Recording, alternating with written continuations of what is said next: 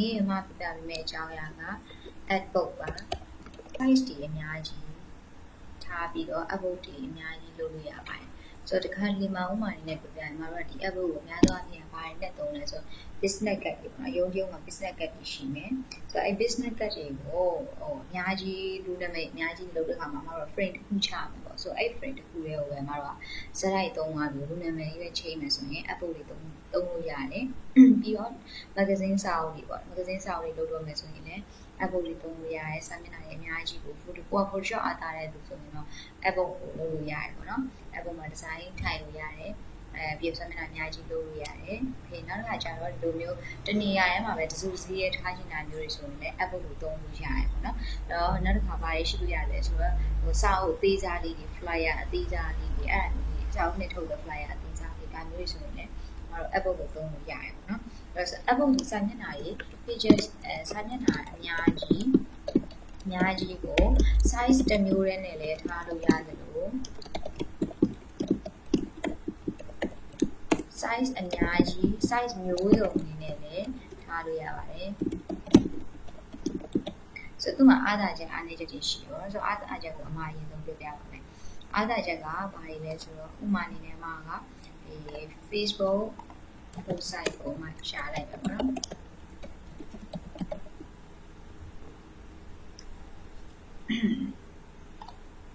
1230ရှိတယ်ပေါ့ဆိုတော့1230ပြင်မှာတော့ဒီမှာတခြား Facebook post size တွေရှိတယ်เนาะဆိုတော့အမေဒါပေါ့1230ဒီမှာ628လို့ထားပေါ့เนาะဆိုတော့အမတို့ကလက်ရှိမှာတော့ဒီ post အပြင်အမတို့ Facebook ရဲ့ profile ပေါ့အဲ့ဒါပါထားနေဆိုတော့အမကနမူနာအနေနဲ့ size ချိုးပြပါမယ်ဒါဆိုရင်ဒါပြတ်မှာတော့ဒီ Facebookရဲ့ဒီ profile ပေါ့နော် Facebook profile မှာဆိုရင်အဲ့ဒါကိုArtboard အနေနဲ့တစ်ခုအနေနဲ့ဖန်တီးလိုက်မယ် layer တွေက new တွေကနေပြီးတော့ Artboard ဆိုပြီးတော့ဖန်တီးလိုက်မယ်အဲ့ Artboard 1ပေါ့နော်ဒါလေးပေါ့အဲ့ဒီမှာသွားပြီးတော့ layer မှာသွားပေါ်နေမယ် Artboard 1ဆိုပြီးတော့လေအဲ့ဒါကိုအမကဒီ cycle လေးနဲ့ cycle လေးတစ်ခုထားလိုက်မယ်ဒါဒီ logo ပေါ့မတို့ရဲ့ logo ဆိုပြီးတော့မှဒီမှာထားလိုက်မယ် okay အဲ့ဒါပြီးသွားတဲ့အခါကျရင်အမကအဲ့နေရာမှာ Artboard 2ကိုမှခေါ်ခြင်းတဲ့အတွက်ကြောင့်မလို့ဒီ Artboard ဝက်မှာ click ချက်နေလိုက်တယ်အဲ့မှာပေါင်းလေးပေါ်လာတာကျရင်နောက်ထပ် click ချက်ကိုလိုချင်တဲ့ဘက်ပေါ့နော် click ချက်နေလိုက်တဲ့အခါမှာဒီမှာနောက်ထပ်သူ့ရဲ့ site အတူရတယ်ပေါ့ဆိုတော့အဲ့ site အတူရတဲ့အချိန်မှာဘာလို့ချင်တာလဲဆိုဒီ site ကိုကဘာပြောင်းချင်တာလဲဆို Facebook post site 1080 change ချင်တာအဲ့တော့ဘာလုပ်လဲဆိုသူ့ရဲ့အပေါ်မှာ property ရှိတယ်အဲ့မှာ1080ဒီခါကျတော့ ph ဖြစ်တယ်ဒီခါကျတော့1080 ph ဖြစ်တယ်ဆိုတော့15 inches တဲ့သူကပြတာပေါ့နော်ဆိုတော့pixel ချင်းလိုက်မယ်1080 ဒါဆိုဒါဒီ1080 size ဖြစ်သွားတယ်အဲ့ဒီမှာနောက်ထပ် Facebook cover လေးတစ်ခုကိုထပ်လို့ချင်တယ်သူ့ရဲ့ page မှာအောက်မှာပြင်မှာတစ်ခုထပ်တိုးလိုက်အဲ့တော့အဲ့ဒါကိုဘာစိုက်ထားမလဲဆိုရင်1200 680 okay 1200ပြီးတော့680 px ဆိုမှထားလိုက်မယ်ဒါဒီ Facebook ရဲ့ဘာဖြစ်သွားမလဲဆိုတော့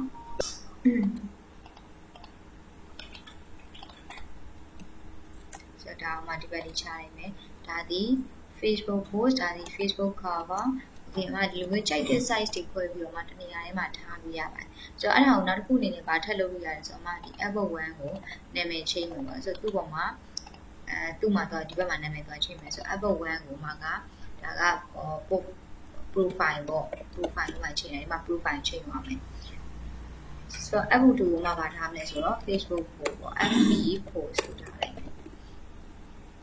အဲ့လိုမျိုးသူနာမည်လေးချိန်ပြပါဒါကြတော့Facebook post ပြီးတော့ Facebook cover ပေါ့ FB cover ဆိုပြီးတော့မှချိန်နေတယ်ဆိုတော့ title လေးချိန်သွားလို့ရတယ်ပြီးရကရောက် Facebook post မှာထားပါမှာတော့ size ထားရမယ်ဆိုရင်ဒါက1080မြောက်1080ဒီလိုမျိုးလေးလည်းပြလို့ရပါတယ်ဆိုတော့ဒီ Artboard ရဲ့အားသာချက်တွေကတော့အဲ့ဒါလေးပေါ့နော်ဆိုတော့နောက်ထပ်အားသာချက်တစ်ခုကဘာလဲဆိုတော့တို့ copy လုပ်ရှင်တယ်ဆိုပါစို့ဒီ profile ကိုပဲတို့ကဒီအကုန်လုံး copy လုပ်ရှင်တယ်ဆို order လေးတစ်ချက်နှိပ်ပြီးတော့သူ့မှာအပေါင်းလေးချက်နှိပ်လိုက်တာသူနဲ့အစင်တူပုံကြာလာပါတယ်ပေါ့နော်ဒီ business card တွေဘာတွေလုပ်မှဆိုလဲအဲ့တိုင်းမျိုးလုပ်ရတယ်ဆိုတော့ဒီ Artboard မှာဒီ illustrator Artboard က illustrator ကနေပြီးတော့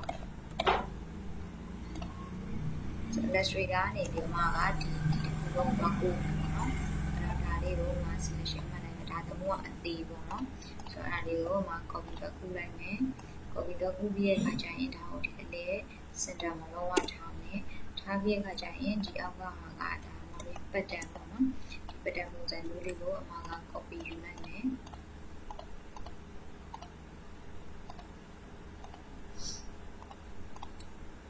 ဒါကလုံးဝဒီမှာဆိုအသေးပေါ့အဲ့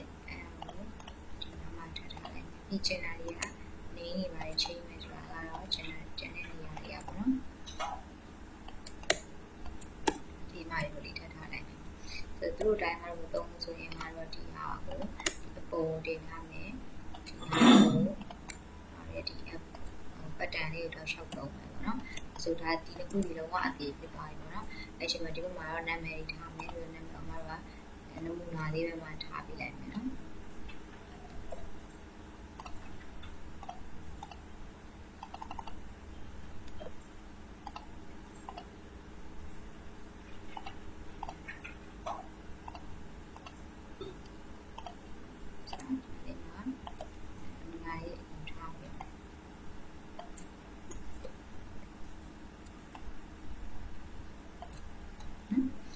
ထားပေးမယ်ဆိုတော့ဟုတ်ပြီအမအဲ့ဒါကိုနောက်ထပ်တစ်ယောက်အတွက်လူတစ်ယောက်အတွက်လုပ်တော့မယ်ဆိုမှကအပေါ်မှာနှိပ်လိုက်မယ်အဲ့ဒီခါကျမှဒါဘာလုပ်မလဲဆိုမှ order နဲ့ဖြစ်ပြီး click ချင်းနှိပ်လိုက်ဒါပွားသွားဆိုတော့အမဘာလုပ်လို့ရမလဲဆိုဒီနေရာမှာသွားပြီးတော့ချိန်ရရုံနဲ့ဒီနေရာမှာ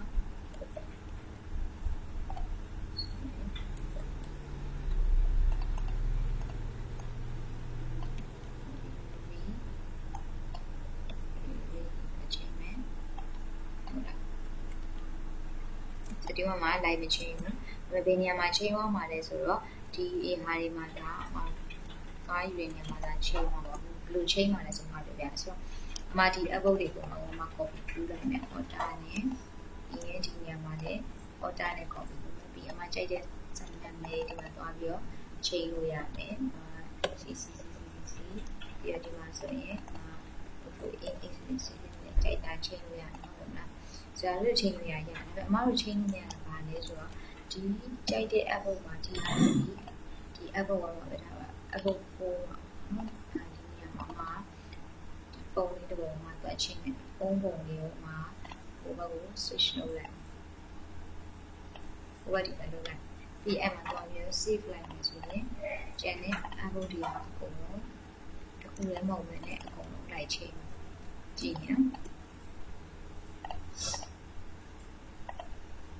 ဆိုတော့မှာကိုလိုက်ချင်းနေဆိုတော့မတို့ဒီပြောမယ်ဆိုဒီ adjustment option နဲ့ထည့်ထားတဲ့အရာတွေအားလုံးဒီထည့်ထားတဲ့အရာတွေကတော့ချိန်တစ်ခုချင်းရတယ်အကုန်လုံးလိုက်ချင်းမယ်ဒါပေမဲ့ဒီစာသားတွေကတော့အသစ်ထည့်ထားတဲ့အတွက်တော့ချိန်မရဘူးเนาะဆိုရင်ဒါဒီ app ပုံနေနဲ့လုပ်လို့ရတဲ့အရာတွေကဒီစာမျက်နှာမတူတာတွေလည်းဒီလိုလုပ်လို့ရတယ်လို့စာမျက်နှာမတူတာတွေကိုလည်းလုပ်လို့ရတယ်လို့စာမျက်နှာတူတဲ့နေရာတွေမှာလည်းအဲ့လို app 1 2ဆိုပြီးတော့ဟိုရဒီစာမျက်နှာ page 1 page 2အဲ့လိုလုပ်လို့ရဆိုတော့ဒီ Photoshop မှာ app ရဲ့အားသာချက်ဒီပါလဲဆိုတော့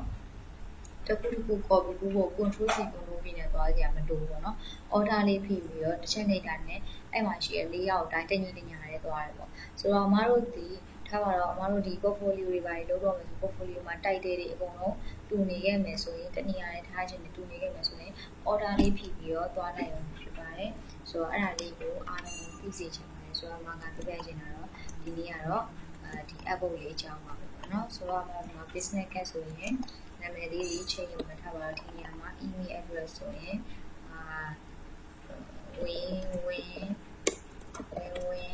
win@gmail.com နဲ့ဒီဖုန်းနံပါတ်မှာဆိုလဲ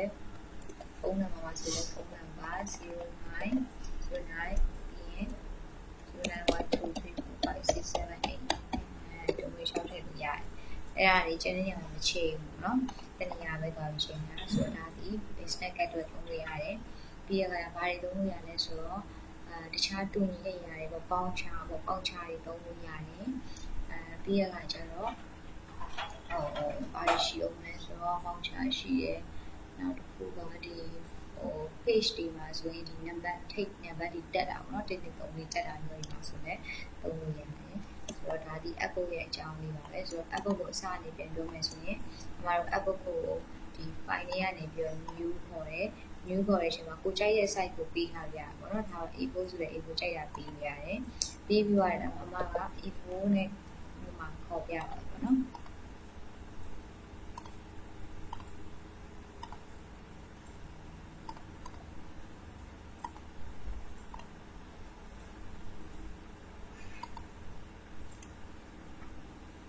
အဲ့ချိန်မှာအမအဲ့လိုခေါ်ပြရတဲ့အချိန်မှာသူ့ကို upload အနေနဲ့ချိန်နေlayer တွေက new တွေက upload အနေနဲ့ပေါင်းမယ်ဒီ upload ပြီးရခါကျမှနောက်ထပ်တစ်ခုလိုချင်ရင်ဒီ upload ပေါ်မှာchainနေ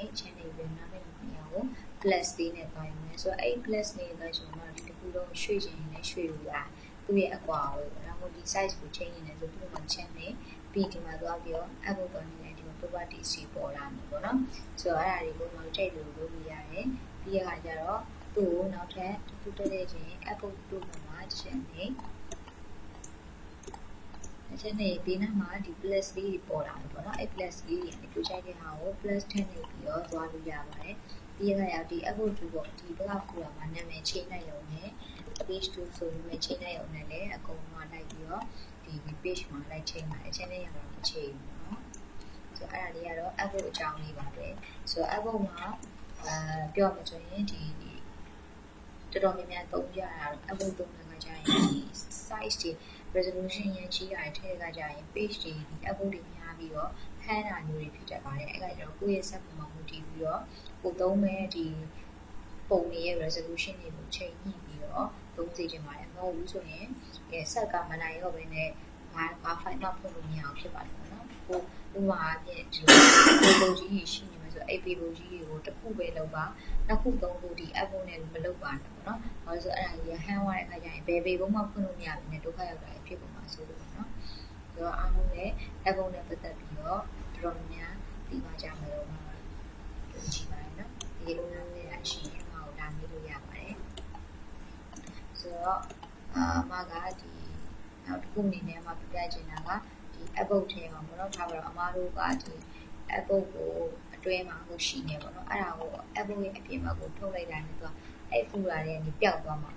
ဒီ folder တွေကနေပျောက်ပြီးတော့အပြင်ကိုရောက်သွားတယ်အပြင်မှာပေါ်နေလိမ့်မယ်ပေါ့နော်လိုချင်တဲ့ခါကျမှဆွဲထည့်လိုက်လို့ရတယ်အဲ့တော့ကျွန်တော်တို့ပြန်ထည့်မယ်ဆိုရင်သူ့ရဲ့ upload တွေဝင်သွားတာနဲ့သူ့ရဲ့ folder တွေကိုအလိုတယောက်ရောက်သွားမှာပေါ့နော်ဒီ folder တွေကိုလိုရောက်ဆိုတော့ကျွန်တော်တို့အဲ့ upload ကိုအတွင်းမှာပေါ်ပြန်ထည့်လို့ရတယ်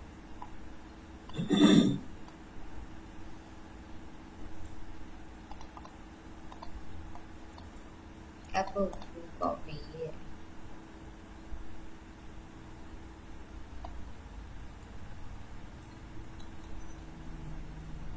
ဒါတို့ပေါ်လာမှာဒီကြည့်လိုက်မယ်နော်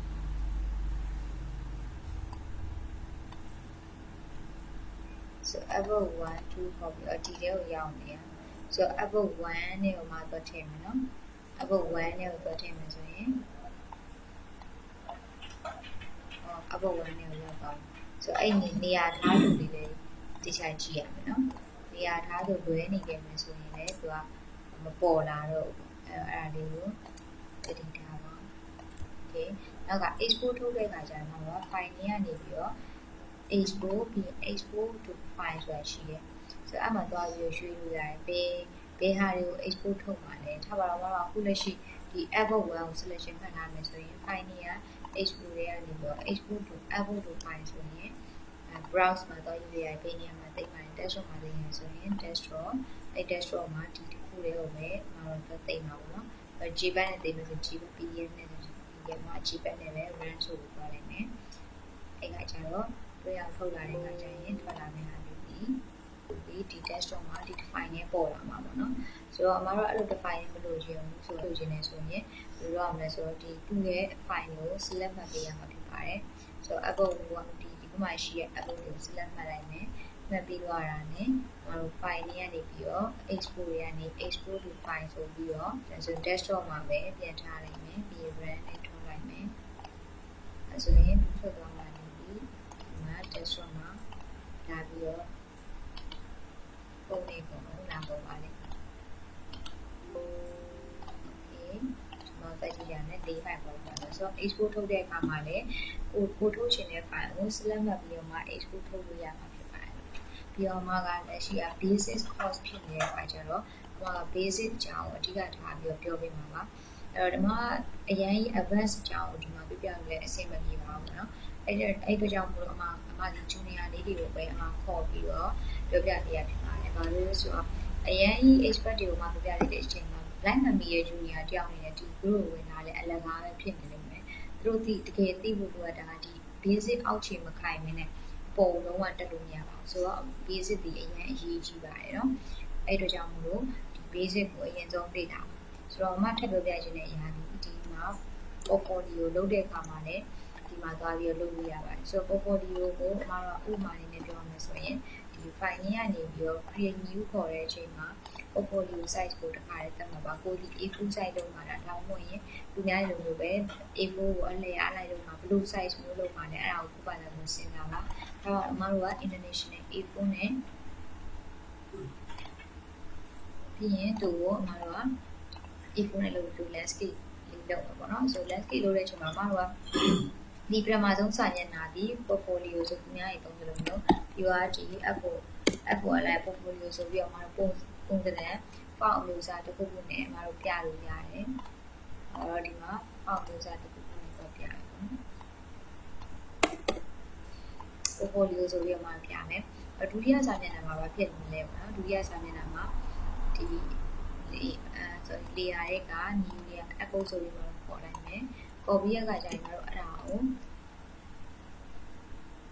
အားလုံးလဲဆိုတော့ဒီမှာ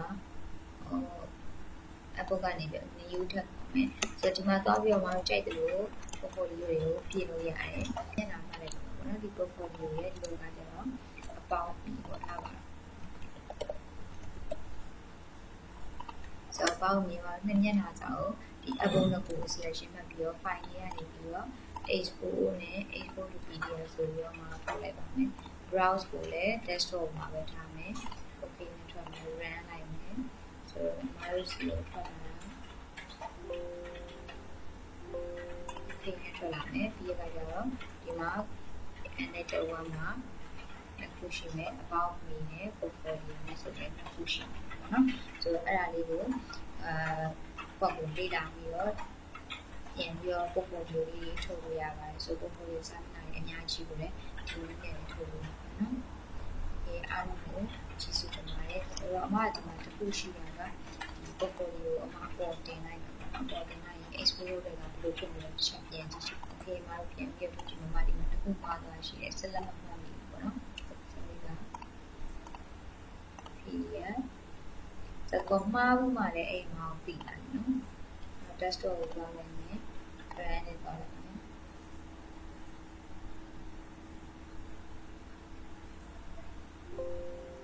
okay ဆိုတော့ထွက်လာတဲ့ပုံချင်းကြည့်မယ် portfolio ဒီအပေါင်းကြီးဆိုတော့အမတို့ဘယ်လိုလုပ်ရမလဲဆိုကိုလိုချင်းကိုပထမဆုံးပေါ်ခြင်းတဲ့ file ကိုအပေါ်မှာထားရမယ်ကိုနောက်မှပေါ်ခြင်းတဲ့ file ကိုအောက်မှာပဲထားရမယ်အဲ့လိုပုံစံမျိုးနဲ့ထုံးရင်တန်းစီပြီးအများကြီးထွက်လာပါတယ်မယ်နော်ဆိုတော့ဒီ portfolio မှာ